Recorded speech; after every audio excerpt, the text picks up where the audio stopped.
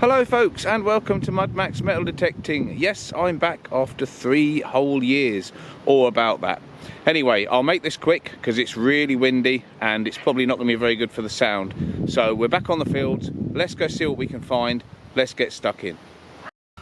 Well, nothing unusual about that, I'm afraid, and my first find from a hole in the ground in 3 years is a good old moo tube.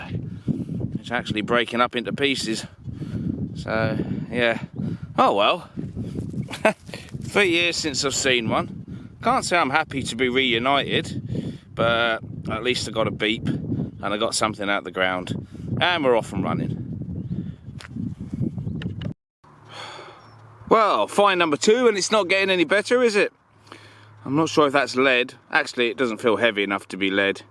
It's just a faded old bit of twisted metal. Yes. Oh well.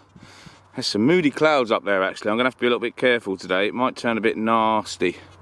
It is floating around, so we'll see. But fingers crossed, third time lucky. Let's see what we get on the next signal, eh? Well, I said third time lucky, and yeah, I suppose it's history, isn't it? It's a big old D buckle. It's real. It's an object. Probably not quite as old as I would like my finds to be, but at least it's not complete trash this time. At least it's a piece of farming history. There you go. I have the D. I have the big D. Well, this one's more of a rectangle, isn't it? But it's a find. A modest find, but it's a find. No! Another moo tube. Ah, the pain. The horrible memories of digging so many of these things up. Yes, all part of the fun, they say. I'm not sure fun's the operative word. It is great to be back out, but that's the third one of those, I think, and I've seen enough of them already. But something tells me I'm going to see a few more. Worse luck. Okay, we have our first interesting historical piece. I say piece because it's not a full artifact, it is a partifact, unfortunately, but it's quite thick, rounded edge, and the patina screams pretty darn old to me. It doesn't feel the right kind of material to be a spindle whorl or anything like that, or part of one, and it just seems way too thick to be a button. Well, I suppose it could be a really early button, but I don't think it is. But whatever it is, yeah, that's got some age to it. That was part of something a lot bigger and probably fully round. Yeah, quite a long time ago, methinks. Whoa! Something got it right between the eyes. Boom, bang, good night.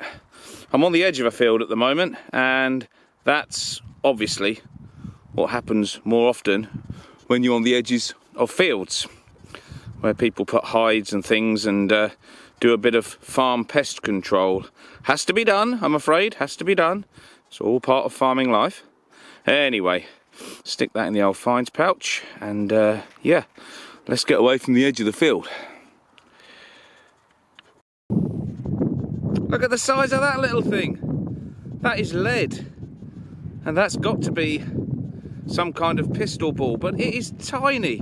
I honestly don't think I've ever found one as small as that. It is absolutely tiny. I took me ages to find it because I just kept thinking it was a little tiny bit of stone, and then I was like, no, it's that tiny little object that doesn't look anything like metal. It's lead, and it's a teensy. I mean, that is a teensy little. It's got to be out of a firearm of some sort, I'm sure of it.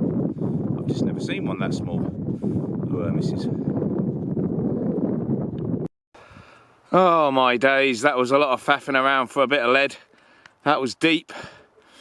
It's got some kind of shape thing on there and then a flappy bit. I have no idea. But, oh, that was hard work for a bit of blooming lead. Okay folks, I decided to come home and get in the warm and out of the wind to show you the find of the day. Now please bear with me on this one, because first off you're going to go, why is he showing us a filthy mouldy old potato?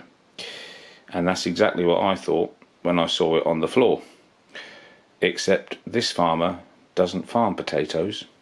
Now we didn't find much with the metal detector, but what we did find today was a stone that does a fantastic job of imitating an old rotten potato. And I think it's cool. And I'm going to name it Ye Old Spud Stone. Yes, Ye Old Spud Stone. If anybody knows anything about stones and why they sometimes masquerade as rotten potatoes, please do leave me a comment.